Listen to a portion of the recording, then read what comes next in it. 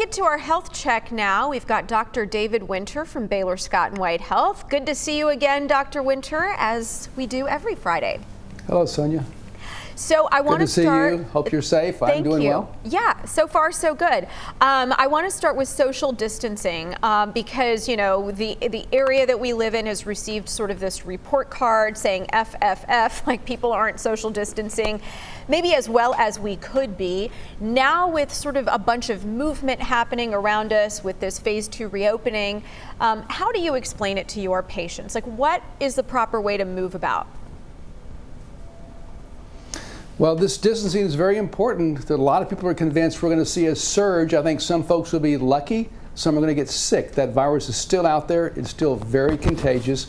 So 6 feet is kind of the rule of thumb. But even with that, these masks, I think they're very important. I wear mine wherever I go. I take it with me. I think that's important because most of the virus now, the coronavirus, we think is spread through the air. And if you're not protecting with distance and with masks, you may well get the disease. Okay, so masks are super important. What does it look like? I notice you're at work, right? You're at the hospital. So what are you guys noticing there in terms of caseload and testing and, you know, stuff like that?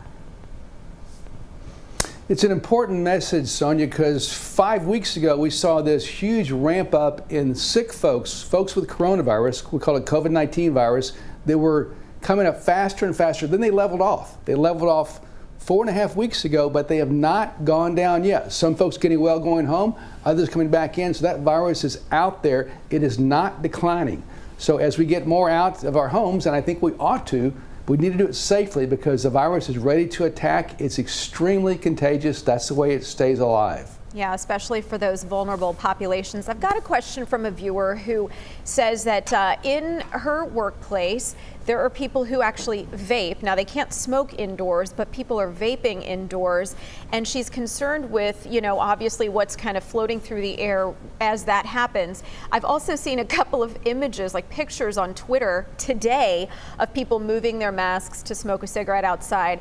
I mean, and they're not even, you know, doing it the right way. So what's your message to those people who are either vaping or smoking, regardless of masks, but then also indoors and or moving their masks in kind of a funky way to do it? Yeah, I just can't promote smoking or vaping. They're just not good for you. But with the vaping in particular, it kind of gives you an idea how far your droplets can go.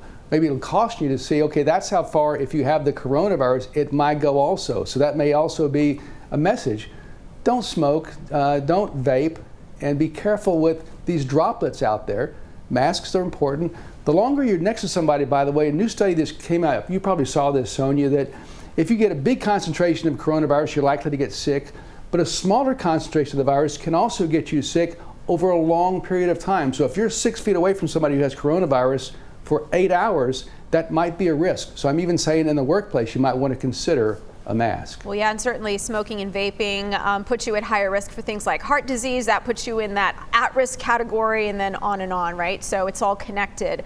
I got to ask you then quickly, Dr. Winter, about Memorial Day weekend. Of course, we've got, you know, the need for sunscreen and be safe on the boats and the lakes and the pools that are open and things like that. But anything else that you want to reiterate for folks who might be hitting the bars this weekend or going out for the first time in a long time, even to a restaurant?